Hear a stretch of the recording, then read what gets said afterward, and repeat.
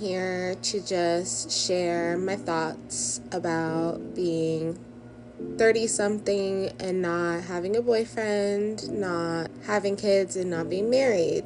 I have been so sad. I've been so depressed because I thought that I would have a family by now. I thought that I would at least be engaged or in a relationship at the minimum, and I'm not. And I'm getting older and I'm getting scared.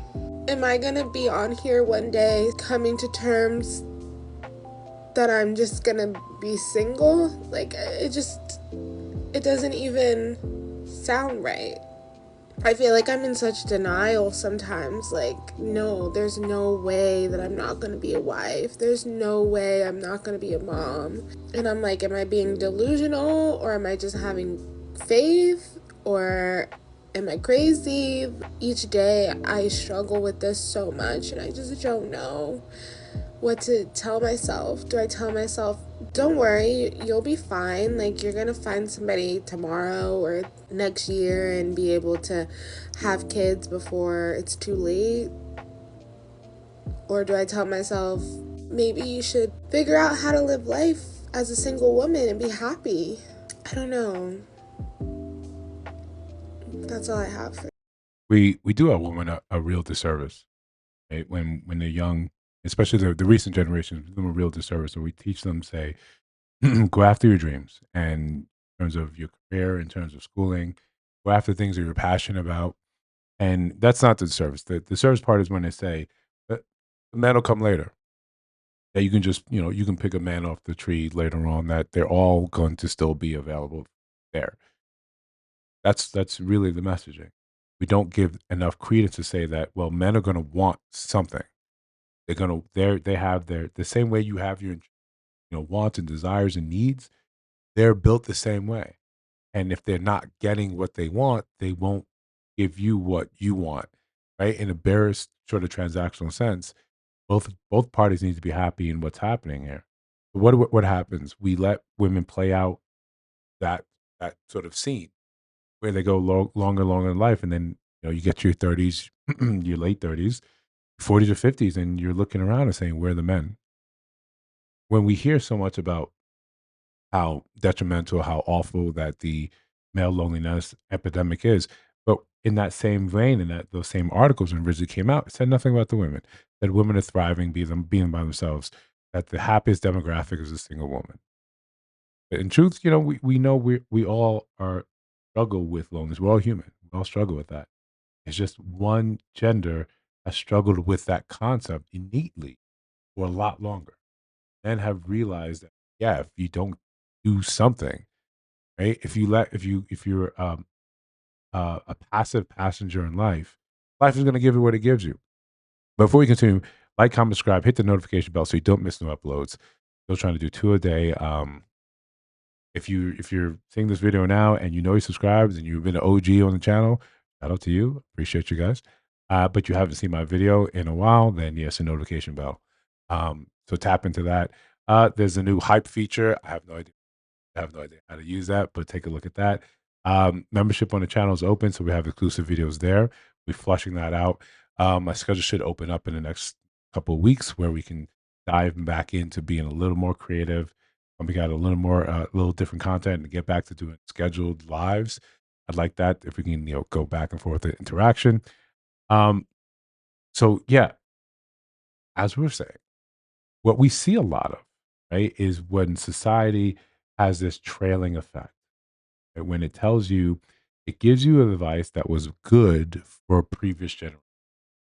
Tells you to, work 25, 30 years in an industry, retire, and then, you'll be your golden years. We give, but we know right now that information doesn't really reflect the reality. We say the same things relationally. It's like sometimes when you're talking to your parents and you're getting advice about them, or they're giving you advice, unsolicited advice about relationships, you're just simply listening, but like this is not how dating is today. A really good friend that we were talking, and he's been in, what we all can agree on is pretty toxic relationship for the last 18 years. And we're talking just about the dating scene. And he's 30, 30.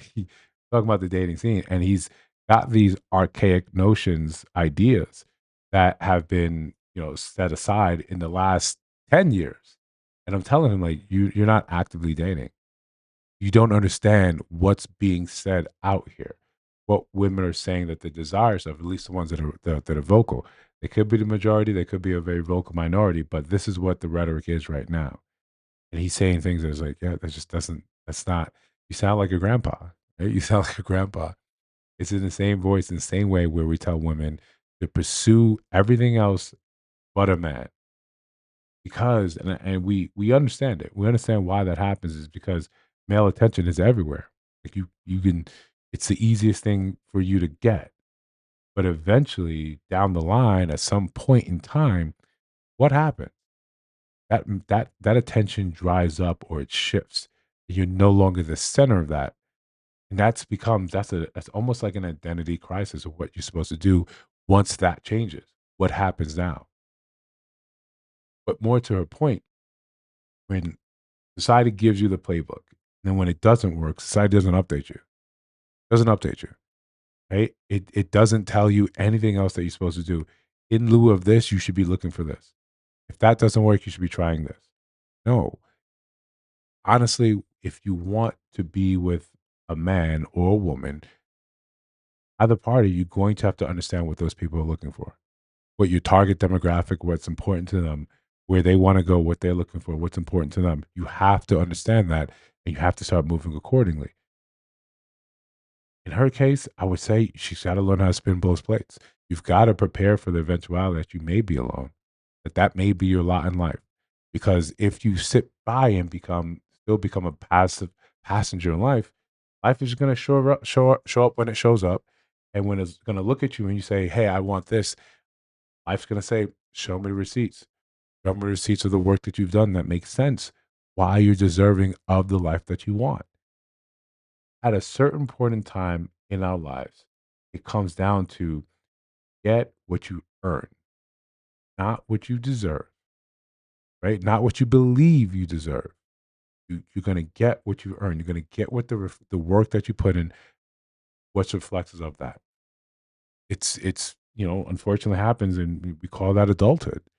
But a lot of us, we don't get that lesson, right? We get the test before the lesson, and then we sort of break down. Some of us break down emotionally and have this crisis when we realize don't know what to do from here. How do I pivot? How do I get the life that I envision? More importantly, or more specifically, how do I get the life that society promised me? Where's that?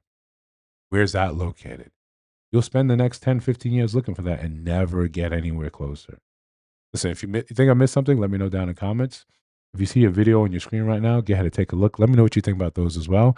I'm doing my job right. Those should be actually my videos. So, we try to be watching on the channel. And of course, if you listen to my voice and you have subscribed, come on, get on the moving train. We'd love to have you. I'll see you guys in the next one.